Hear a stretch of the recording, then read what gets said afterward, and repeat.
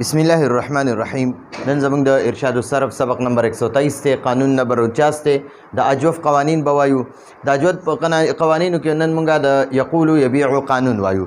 د دې یقول یبيع قانون نمخ کې مونږه یو څو ضروری خبرې زده کړې، یعنی مونږه متوسط پیژندو، متوسط حقیقي، متوسط غیر حقیقي، بیا فعل متصرف، فعل غیر متصرف او دغه شان یو څو خبرې ضروری زده کړې. د نو اوس او ماغه خبرې بدل ته زموږ په قانون کې استعمالیږي. نو د یقول یبيع قانون، د دې قانون خلاصه دا ده چې هر یو داسې واو او یا، هر یو داسې واو یا چې مضموم وي، چې واو مضموم وي یا مضموم وي، چې واو مکسور وي یا مکسور وي، او دا واو یا متوسط حقیقي وي، یعنی درمیانی د عین کلمې په ځای وي، یا متوسط حکمی وي چې د لام کلمې په ځای وي خو وروسته ته یا د ضمیر وي یا ته وروسته د تثنیه علامت وي یا ته د جمع علامت وي، نو هغه ته متوسط حکمی وي.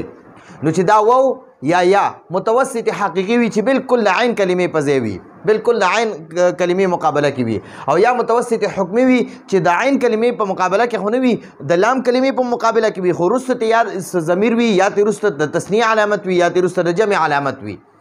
نو او په اصل یعنی ماضي کې غورځېدلی وي، ماضي کې دا واو یا غورځېدلی هم وي، خو په ناقص ثلاثي مجرد کې مطلقاً وي، یعنی که غورځېدلی وي او که نه وي. د مطلقاً مطلب دا دی که دا په ناقص کې غورځېدلی وي او که نه وي غورځېدلی، خو نور په ماضي کې به د ماضي په ګردانونو کې به دا واو یا غورځېدلی وي. او په فعل متصرف او د فعل غیر متصرف په متعلقاتو کې وي، یا چې د فعل متصرف په متعلقاتو کې وي یا د فعل غیر متصرف په متعلقاتو کې موجود وي. متعلقات هم ویلي اسم فاعل، اسم مفعول، اسم ظرف، اسم تفضیل، صفت مشبه او د مبالغې صيغې، نو دې ته متعلقات وایي. د فعل متصرف متعلقات یا د فعل غیر متصرف متعلقات نو په هغې کې وي. ٹھیک شوه؟ نو د داسې واو او یا حرکت مخکی حرف له ورکول واجب دي. د داسې واو او یا حرکت مخکی حرف له ورکول واجب دي، یعنی داسې واو او یا چې مضموم یا مکسور وي، او د واو او دا واو یا متوسط حقیقي یا متوسط حکمی وي، او په اصل یعنی ماضي کې غورځېدلی هم وي، خو په ناقص ثلاثي مجرد کې مطلقاً وي، یعنی که غورځېدلی وي په ثلاثي مجرد کې او که نه وي غورځېدلی. د ناقص په ثلاثي مجرد کې که غورځېدلی وي او که نه وي غورځېدلی، خو د دې ناقص نه علاوه په نور ماضي ګردانونو کې دا واو یا غورځېدلی وي. او په فعل متصرف او فعل غیر متصرف په متعلقاتو کې هم موجود وي. نو د داسې واو او یا حرکت هغه مخکې حرف له ورکول واجب دي، خو شرطونه پکې راکړي، خو په دې شرط چې دا واو او یا به په اجوف کې په فعیله حقیقي او فعیله حکمی کې نه وي، چې دا واو او یا به د اجوف په فعیله حقیقي او په فعیله حکمی کې نه وي، چې دا واو او یا دا به د اجوف په فعیله حقیقي او فعیله حکمی کې نه وي.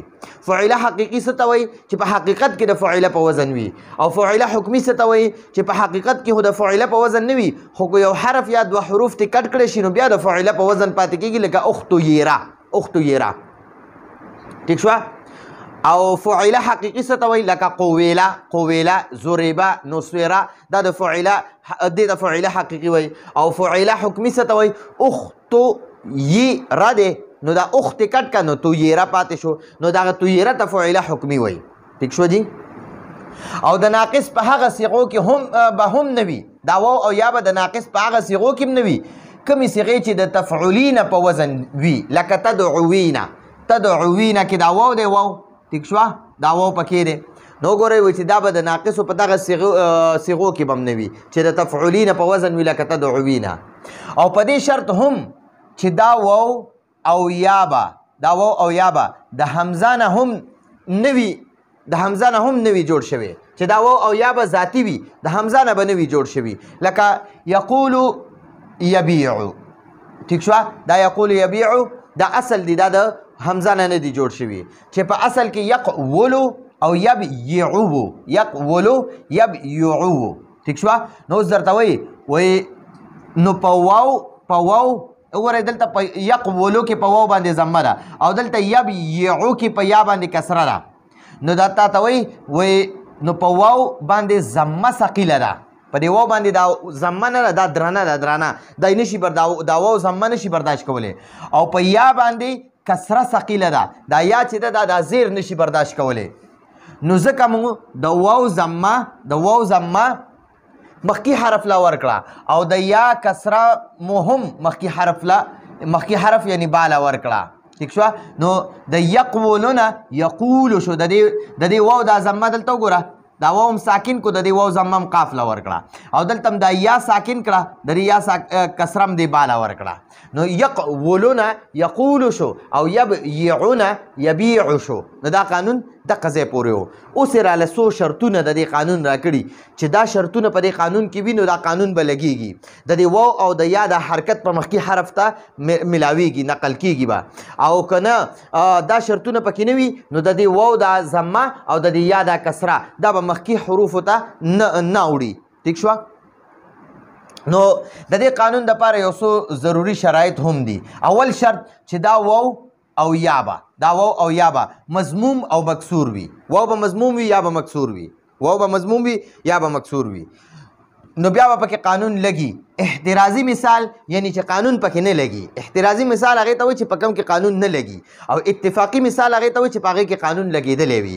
نو احترازي مثال یې راکړی یقولو یبیعو. نو دلته وایي چې موږ سره به دا واو مضموم وي، نو دلته په یقولو کې خو موږ سره واو مفتوح دی، نو دا قانون پکې نه لګي. دلته وایي چې یا به موږ سره مکسوره وي، نو دلته یبیعو کې خو موږ سره یا مفتوحه ده، نو قانون پکې نه لګي. نو احترازي مثال دی ته وایي. اول شرط دا و. دویم شرط دا دی چې دا واو او یا به متوسط حقیقي وي. دا واو او یا به متوسط حقیقي وي او یا به متوسط حکمي وي. یا به متوسط حقیقي وي چې په حقیقت کې به د عین کلمې په ځای وي، یا به متوسط حکمي وي چې په حقیقت کې خو به د لام کلمې په ځای وي، خو وروسته به یا ضمیر یا د تثنیه علامت یا د جمع علامت وي، نو بیا به پکې قانون لګي. ټیک شو؟ احترازي مثال یدعو او یرمی دی. یدعو او یرمی دی چې په اصل کې یدعو او یرمیو دی. یدعو او یرمیو دی، نو دا قانون په دې کې نه لګیږي. دریم مثال یې راکړی، دریم شرط یې راکړی چې دا واو او یا به په اصل کې یعنی ماضي ته اصل وای، یعنی ماضي کې غورځېدلی وي، چې دا واو به هم د ماضي په ګردان کې تعلیل به شوی وي نو غورځېدلی به وي، او د دې یا تعلیل به هم شوی وي نو دا به هم غورځېدلی وي. احترازي مثال معورن. د دې اصل یعنی ماضي عاوره دی، عاوره. نو د معورن اصل یعنی ماضي عاوره دی، په دې مثال کې واو نه دی غورځېدلی، نو په عاوره دا فعل ماضي دی، نو په دې کې دا واو نه دی غورځېدلی، تعلیل پکې نه دی شوی، نو په دې کې دا قانون نه جاری کېږي. څلورم شرط یې دا راکړی چې دا واو او یا به د فعل متصرف او فعل غیر متصرف. فعل متصرف څه ته وایي چې د کم فعل پوره ګردان کېږي، 14 صیغې جوړېږي، او فعل غیر متصرف چې د هغې 14 صیغې نه جوړېږي. نو تا ته وایي چې دا واو او یا به د فعل متصرف او فعل غیر متصرف په متعلقاتو کې موجود وي. متعلقات اسم فاعل، اسم مفعول، اسم ظرف، اسم تفضیل، صفت مشبه او د مبالغې صیغې، دې ته متعلقات وایي، د فعل متعلقات وایي. احترازي مثال اقول به ابیع به، دا د تعجب صیغې دي.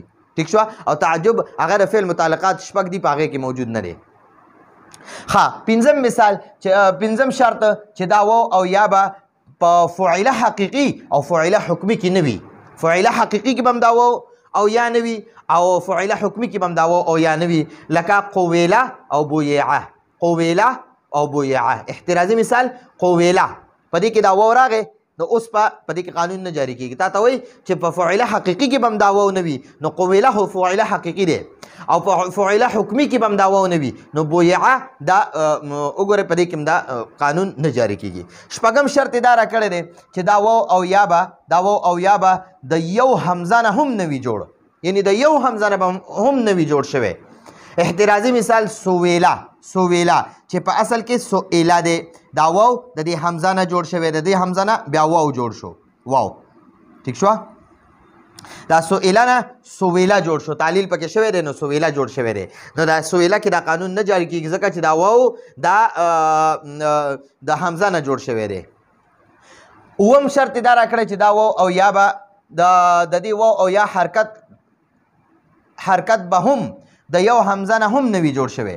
د دې واو او یا حرکت به حرکت هم د یو حمزه نه به هم نوي جوړ شوی. بیا وری د دې واو او یا حرکت به حرکت نه پس دلته به ولیکئ به هم د یو حمزه نه هم نوي جوړ شوی. د دې واو او یا حرکت چې دی که نه یو شرط خو دا راکړی شپږم نمبر شرط دا دی چې دا واو او یا به د حمزه نه نوي جوړ. نو دلته سویله کې دا د حمزه نه دا واو جوړ شوی دی. او دویم شرط دا راکړی دی چې د واو او یا د حرکت چې دی که نه دا به هم د یو حمزه د حرکت نه نوي رانقل شوی.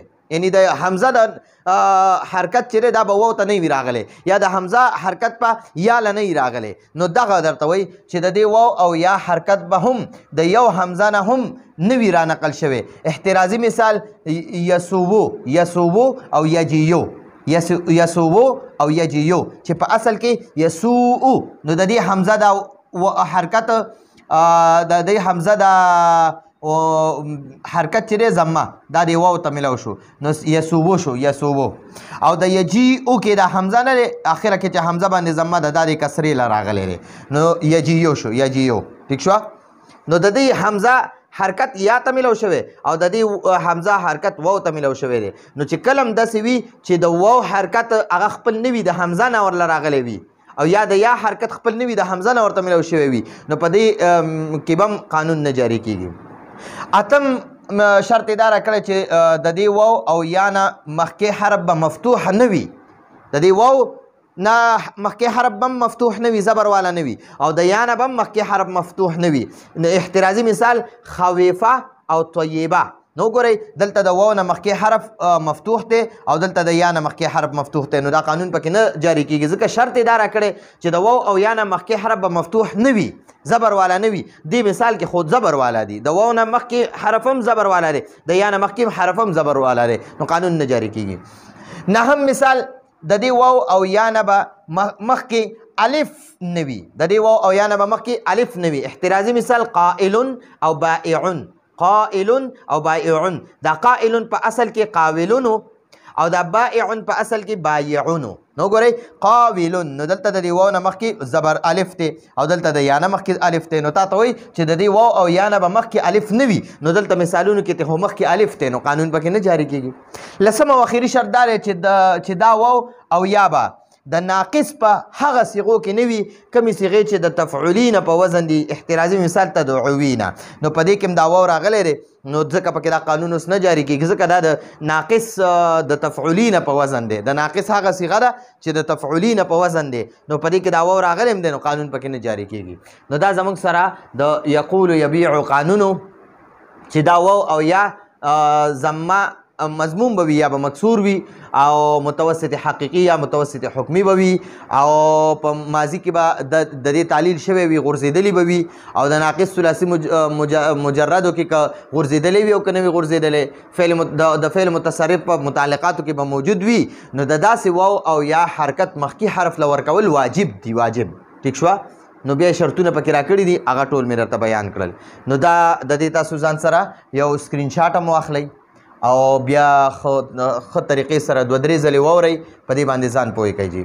نو د دې نه مخکې سبق چې و 122 نمبر سبق او 123 نمبر سبق قانون هماغه 49 دی.